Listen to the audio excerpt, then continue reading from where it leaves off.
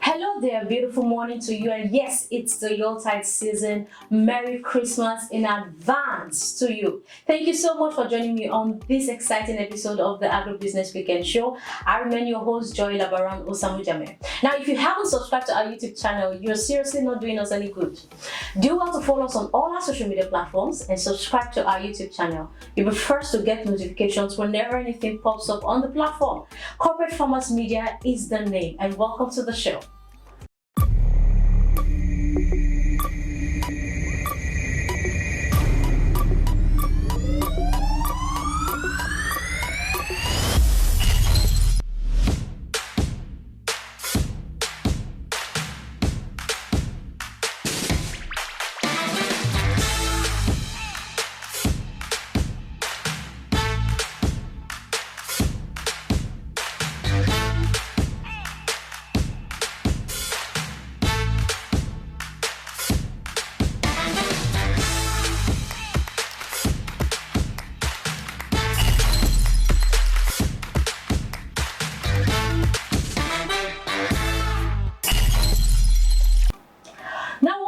If you just joined us, this is the Agribusiness Weekend Show on Corporate Farmers Media. Now, as at January 2022, the International Monetary Fund projected Nigeria's economy to grow at 3.27%. And of course, the agricultural sector has its own quota to contribute. Now, let's look at, this is December 2022, and let's look at how the economy has grown with agriculture producing or contributing its own quota. Now, for your information, I had Akin Alabi, the co-founder of Corporate Farmers International, as at January 2022, to talk about projections, expectations for the agricultural sector for the year 2022. And seriously, so many things, so many happenings has gone down the line. And today, we want to talk about the summary of the agricultural sector for 2022. On set with me is, I have to call him our in-house analyst. First of all, I have to say thank you to Tunde Banjoko for always being there. The last time you came, I mentioned the same thing. Thank you for always being there. This is one guest that always comes. He's always available when we need him, and we are so grateful for that. Thank you, Corporate Farmers Media team, we are so grateful for that. Thank you. Tunde Banjoko is the managing director for Both Farms Limited. Welcome to the show. Thank you, Joy. I'm so glad to have you again. Yes, it's always an honor because you guys have doing some fantastic job in the industry, and that's why I take your invitation very well. I don't take it lightly. It's an honor. Thank you. Now, Tunde, let's talk about 2022. Wow. I feel like 2022 is a long, it's a long, interesting year. Man. Yes, that's because we have so much projections. As at 2022, the International Monetary Fund came up on board and said, "Oh yes, Nigerian economy is going to grow very well this year and everything." We had, I had my projection for 2022 with Akin Alabi as of January 2022. Let's talk about the agricultural sector, what is expected in the agricultural sector. And now we're in December. I really don't know where we are, but that's where I want you to comment. Where are we? What are we doing at the presently in agriculture? Oh, so what I would say is, we all came into the year excited, very optimistic of several things because we are beginning to recover from COVID, from the supply chain of COVID disruption, and then the, border closure, and a lot of things that we thought would go the way we had planned for some reasons, which we are going to be talking about. They didn't go the way we planned, and the year was really, the numbers were messed up. And maybe I don't know if I should start talking about some of those things now, because we started the year, for example, everywhere in the world was quiet. And then I'll be talking to the agri sector now. And the projection was probably agri could go around maybe 3 to 6%. But I think our growth was just about 1.6, 1.7%. The growth. So we didn't grow as much, but not the fault of the farmers, really. It's due to, I'll start with one. For example, a war broke out somewhere, Yes. which is known globally, and that should be February 24. And that disrupted a lot of our plans. That was one of our beginning of our woes. That shouldn't be our problem though, but funny enough, because we've not been doing what we should do as a nation, another man's problem became our problem. So one of the sector that got affected most with that is agriculture. Yes. When that war broke out between Russia and Ukraine, diesel in Nigeria, for example, that we used to buy 200, 180, 250, went up from 300 to 400 to 600. Now we are buying 850. Yes. So now linking that to agriculture, you would have cleared an hectare. I did in January. You are paying 250,000 per hectare. Now at the end of the year, you are paying 400, 450,000. That's how many percent increase, please? That's over 100 and maybe 150%. So now you are clearing that much, spending that much, still selling the same price to your own off-taker or even lower, because most of the off-takers were now saying, please, my own off-taker, I have not increased my money and my own cost too has gone up. Okay. So now some of the farmers are to bear the brunt of probably negotiating, okay, how do we now get a good price? So that's one major issue. And then maybe to fast track a conversation, another one, flood covered everywhere in Nigeria. Yeah. Almost virtually 34 states were affected in 2022. And then you looked at over 560,000 hectares of land gone, or farmland. You know, this is a country where we've not even maximized our farmlands. We've not maximized them. Even out of the little we are now trying to use to produce, and then about 560,000 covered. Then almost 1.4 million people displaced, which are most of them are largely farmers. Yes. About almost 4 million of them have been affected as we speak now at the end of the year. So that also is affecting our output. And that's why you look at commodities like rice. But when it comes to climate, was this a projection as an earlier this year? No. Of course, the projection we have for weather from Nigerian Meteorological Services most times telling you, okay, this state prepared, there might be a flood. This state prepared, but not to this magnitude.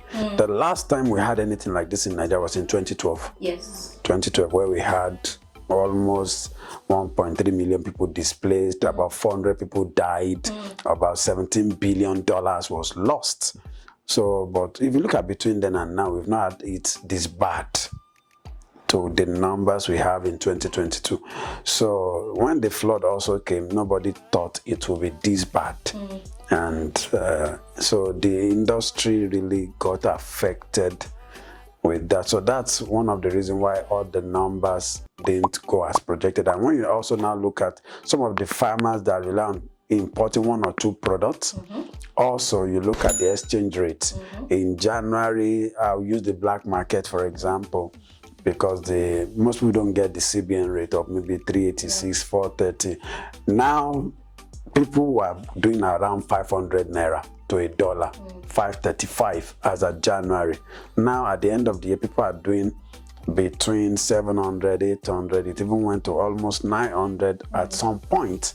It's even almost got to 1,000 at some point. That's true. Yeah, so when you look at all those numbers, it will be difficult for us as a nation to meet a projection that we had set out. While some of them are not within our control, but the ones that are within our control, if we had been proactive, then we would not be, yes, we would have been able to. But when it comes to the Nigerian agricultural sector, generally, what are the factors hindering growth? Because I feel like, okay, where does the government come in? Where does the private sector come in? And where does the farmer play in? So that, because I feel the farmer is always at the receiving end. Yeah. Yes. So where does each sectors have, what role does each sector have their roles?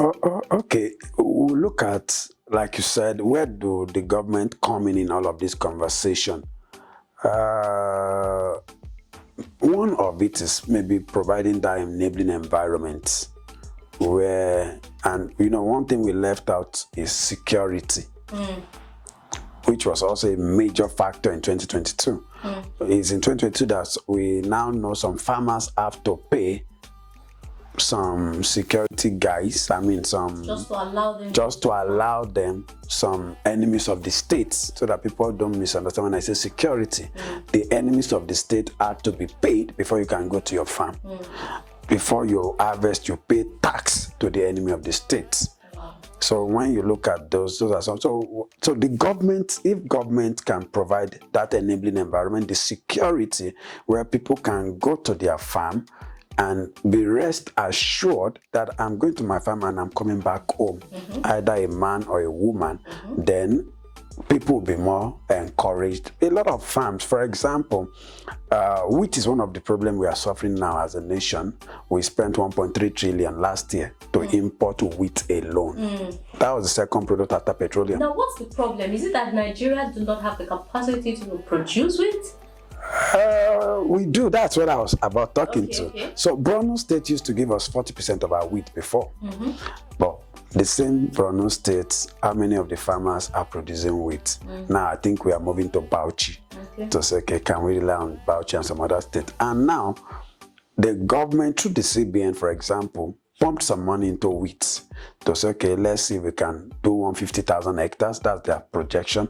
They wanted to use 100,000 hectares to get 400,000 tons of wheat to add to our 99,000 tons that we are getting when we need about 6.5 million tons. Wow. So we import that much, almost 6 million. So CBN is trying to say, okay, if we get this 400,000 at least every year, maybe in the next 10 years, we would have been able to get ourselves off the import bandwidth and reduce our import-export bill.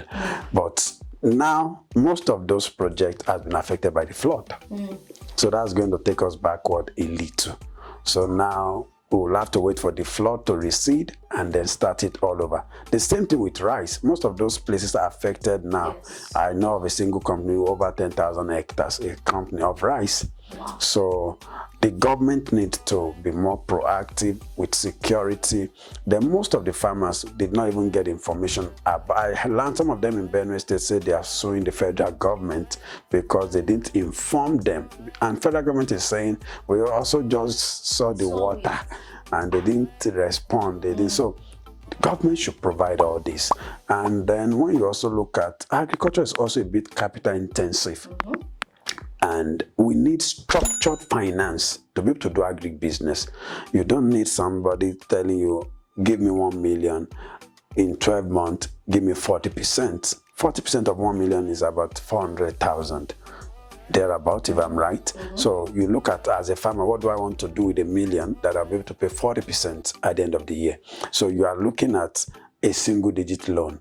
And so a lot of farmers says, I've been to CBN, I've been to this, I'm not getting the money. So we need more people. More funds from government. Like you said, let's look at what January and now. One of the things the federal government put in their own budget, of course, let's start with the budget itself. Yes. 291 billion was promised for agriculture, which is 1.3% of the entire budget. Now, how much have we utilized? So who is giving us the report? So nobody is giving us the report. You probably all you get at the end of the years from the Nigerian Bureau of Statistics, and not even from the ministry most times directly. So we had that number, which is very small on its own, and now you now start asking, how was that fund utilized? Is anybody giving any report? Then part of their plan for 2022 is that we'll recapitalize NIC, Nigerian Agricultural Insurance Corporation, and we'll also recapitalize the Bank of Agriculture. To the best of my knowledge, those two have not been done in 2022. Those are some of the things the government should prioritize. They should prioritize. People need access to small-scale farmers, medium-scale farmers, large-scale farmers. We need loans at single digits for a period of 4 or 5 years.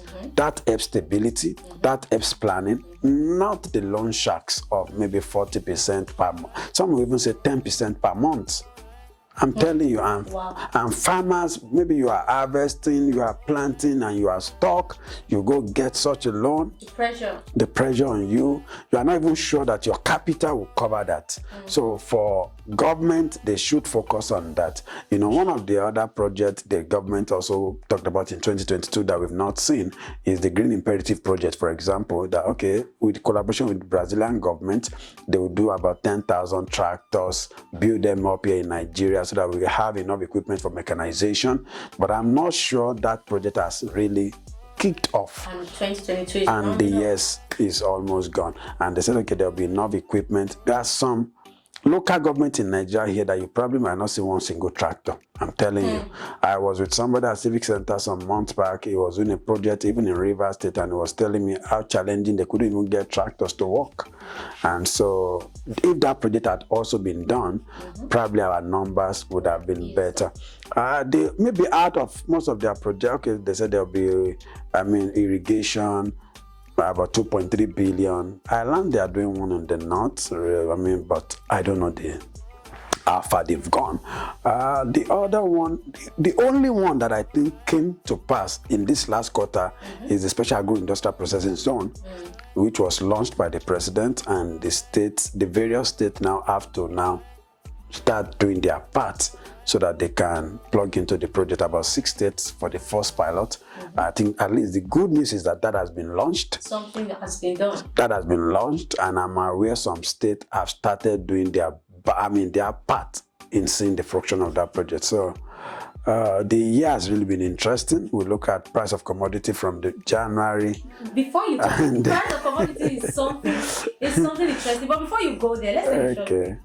All right, we'll go on a short break. When we come back, the show continues. Make sure you don't touch that dial.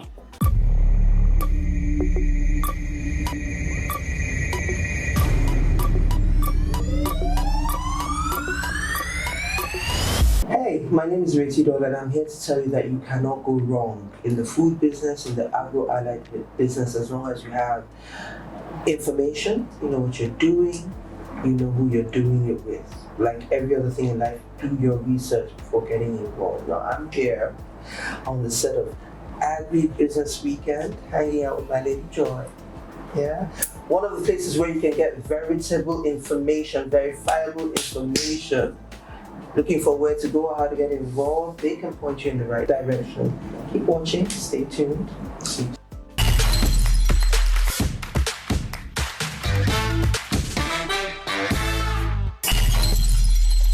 Welcome back. You're still watching the Agribusiness Weekend show on Corporate Farmers Media, and Tunde is still on set. Thank you so much. Thank you, Joy. Well. Thank you, Joy. Now we were talking about commodities before we went on the break, and I feel like that is an interesting part of the agricultural sector because the inflation, man, every household, inflation. It's on every household.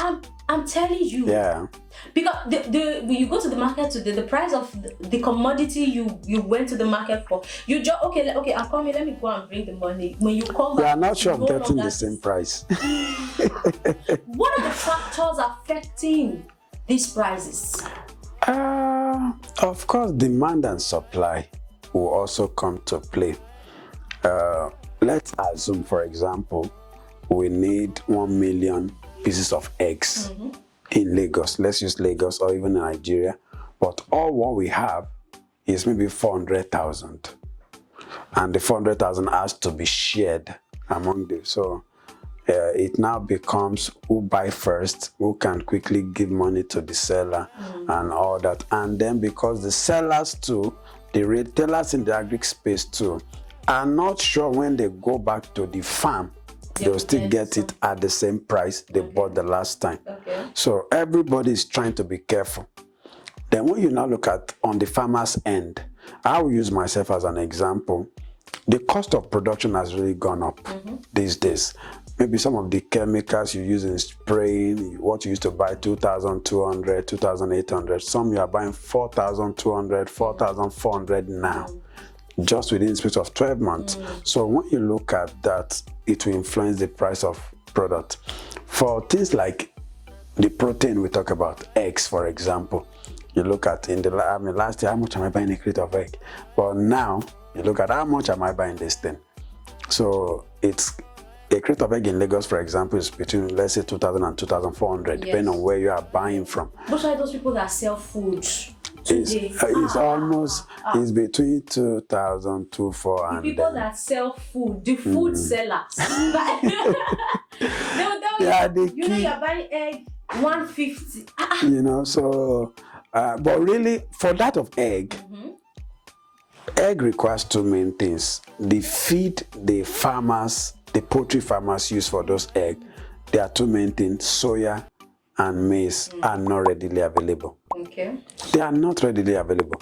What they used to buy maybe 70,000, 80,000 per ton. Some of them are buying almost close to 200,000 per ton That's now. more than 100% increase. So you now look at even how available are those products.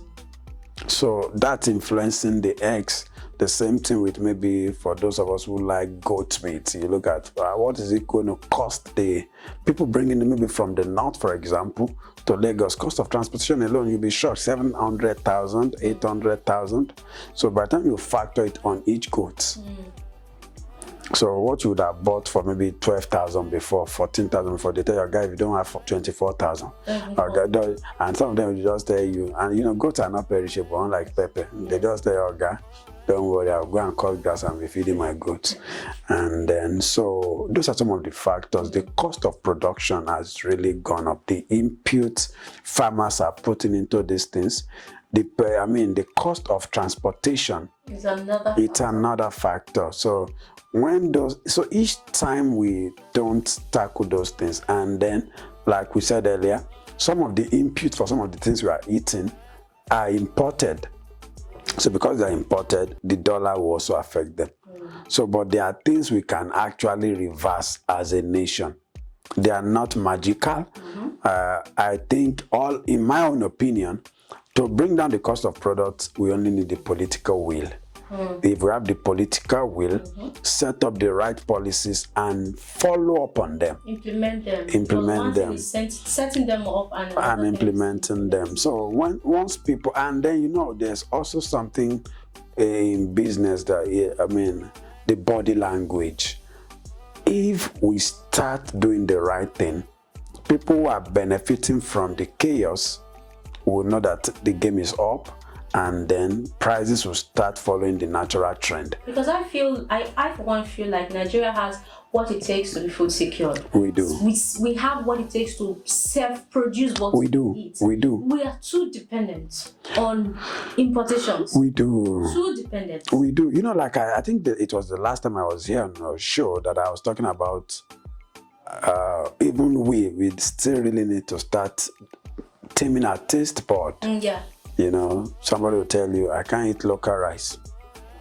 I can't eat local beans. It's here in Nigeria that people are importing jollof rice. It's here in Nigeria people are importing stew. Is that bad? So as long as we keep importing pomo into Nigeria, then we'll keep driving the cost of things high. So Nigeria has what it takes to import pomo. That's funny. That's funny to me. We import gari into Nigeria. We allow people to bring in gari, and they'll tell you it's gari Jebu. I've seen that myself. So they bring it in through the borders, and then as long as we are doing that, we'll not be encouraging local production. We'll be crashing the prices on those who have taken their time to produce these things locally. So those are at least, and that's why the government is the one. I can't stop people from bringing in rice. I can't stop people from bringing in gari. But the government can. And if the government can, it's just for us to now have regulations for our people. Okay, the standard, do the standard. And then people too who are willing to now set up better structures can approach the bank, the Nigerian, government-owned bank for agric, who can give them the needed facility. And then I think I believe it might not be done in a year, but we can start now and prices will start crashing. Maybe in the next 3-4 years, we can at least, because now we are spending about almost 65% of our income on just food. And then the rate of debt is increasing. Borrow, Nigerians borrow everything. But today, let's look at going forward. Yeah. Going forward for the year 2023. Yeah. What are the things that we should look out for as an agricultural analyst, professional in this field? Where are the areas do you think that we should carefully look out for so we can close those gaps? For me, like I mentioned earlier, we spent 1.3 trillion to import wheat in 1 year. In 2019, we spent 349 billion. In 2020, I think we spent about 750 something billion. So that's a lot of money going out of our pocket as a nation. If we can start looking at, there are some sensitive commodity that if we start planting them, cultivating them. So in 2023, for example, the CBN should continue that policy on wheat. For example, we need irrigated maize farms so that we can have maize all year round, 3-4 cycles, and then we have maize, enough soya to feed our poultry industries and to feed even some of the factories, that rely on maize. A lot of them rely on maize. They do. So if we can have large farms planting this thing and then they are irrigated, but to irrigate maybe even 20 hectares is not 2 million. You'll be talking of maybe something in the range of almost, because even at 1 acre you spend maybe close to 500,000. So multiply that in almost 20 times 2.5 places. So that's money. So it's a lot of money. So an individual cannot do that on its own and pay back in 1 year. So government need to go back to that recapitalization of Bank of Agriculture, recapitalize it, and recapitalize Nigerian Agricultural Insurance Corporation so that they can also insure some of these farms, insure their facility. Then government should do better with security so that if you have more people, those who have abandoned their farms, going back to the farm, then we'll start having more food back from the, outer town to the cities and all that. So those are some of the areas we should look out for. Focus on. Things like climate change are things that we don't have power over. We don't have control over it, but it's happening because if you look at the weather pattern, you can see that it's really changing. Yes, They've altered. In some part of the country, they have excessive rain. I experienced in a part of the country where I operate at times, the rain was falling. It increased my budget for weeding about twice because the rain, you are talking about at this time, rain would have stopped, but it kept falling. Even it looked, and of course, excess water too can damage some crops because everything has to be with moderation. So climate change will probably, but in terms of climate change, maybe what we can do is now to start having investment in technology, so that with some maybe prediction, you can plan better, and then proper monitoring of those investments. All right. So, but it's not looking bad, I must say, if we are willing as a nation to start doing the right thing. I believe personally, if investors start putting their funds in the right commodity, the right structures on ground, we are self-sufficient in food. I believe that this episode are going to be watched by the people who needs to watch them, and so that we can start the changes that we need in the agricultural sector, because food is key. No man can go without food. The AFDB, Mr. Akim Additional was saying, nobody does it in 1 season. Exactly. It can be 2 seasons, 3 seasons. But just make sure you're doing once something. you start it and continue, it's make sure you're doing something. Make sure you start, continue. And then I always am an advocate of government cannot do everything.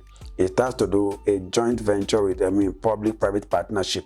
Government can bring in their initiative, but they should look for the right people in the private sector to partner with. Today we've said a lot. Let's go over to the game session. Okay. You know how it goes. So I have 10 questions on my list. Why am I always scared of this, your games?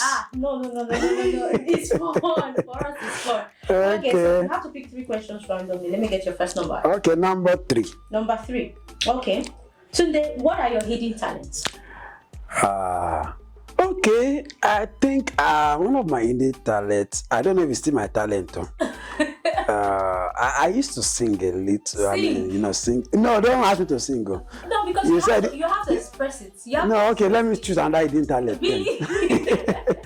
I think when I'm relaxed, I do a bit of writing. Okay. When I'm relaxed, I do a bit of writing. Yes. So where do you want us to start from? Okay, you're there. So I do a bit of writing. I love to talk about my experiences. So I document things. I love people to avoid whatever I've been able to resolve. Yeah, your experience. Via my experiences or other people's personal experiences that I know of. So then I think when I'm also in that mode, I'm able to also write things that I know if nations will listen to, maybe things can be better. Because I believe, I'm one person that is very optimistic. I believe, so I write my beliefs most times, and I love to share it. That's amazing. Yeah. Let me get your second number. 7. Number 7. Number 7. I'm sure you like this one. Okay. Okay, so we'll do tongue twisters. Oh, I don't like tongue twisting. She sells seashells. Wow. She sells seashells. Say that 5 times. Please don't make a mistake. She sells seashells. She sells seashells. She sells, she says. She says, she says. She sells seashells. She sells, she says. She sells seashells. All right. I give it to you. You won. Okay, let me get your last number. Okay, 1. Number 1. Number 1. Number 1. Okay. So I'm going to be asking you these questions, and I'm going to very, very fast with it. Okay. You say yes or no, you fail. Oh. Say yes and don't say no. Okay, so my first question is this. Are you the only child of your parents? Have you ever lived in another country? So since you don't want me to say yes, let me just not... No, but you still fail because I'm not supposed to say yes. Oh no. I'm not. I'm not. Okay, let me try one more. Are you working in the field you went to school from? I'm not. Have you ever taken a road trip? Severally. All right, thank you so much. So I escaped you today. Yeah, you escaped to some me. extent. Thank you so much. Thank you, Joy. Thank you for having me. I want to give you this package. Thank you Trust very me, much. there's something different. Oh, Something thank you different. You can very much. Check it. 1 million Check it. naira. Thank you, Joy, and thank you to corporate media team. And I must say, you guys are doing a fantastic job, and we in the industry are proud of you guys. Thank you very much. Thank you. All right. So this is where we draw the curtain on today's episode of the Agribusiness Weekend Show. Thank you so much for staying tuned. Kill the chicken, kill the goats, and enjoy the rice and the salad this And they should tell us where it's happening. And tell us where it's happening. Let us be there to party with you. A Merry Christmas to you all out there, the Corporate Farmers Media team, and I will love you so much. So we come your way next year. Have a fantastic Christmas and New Year celebration. Bye-bye. Bye.